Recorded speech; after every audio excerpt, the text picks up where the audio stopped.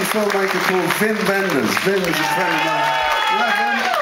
There's a film starring the great Dennis Hopper. Get well, Dennis. Dennis Hopper and Bruno Ganz, a German film.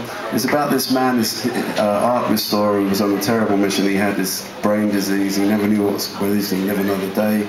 He'd been blackmailed and committing crimes and everything. You know, just like being in the Rolling Stones.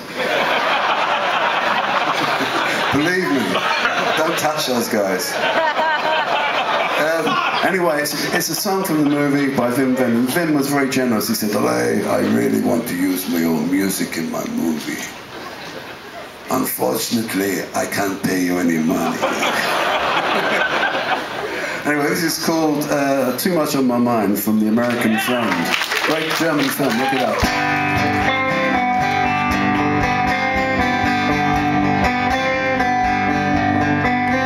There's too much on my mind. There's too much on my mind.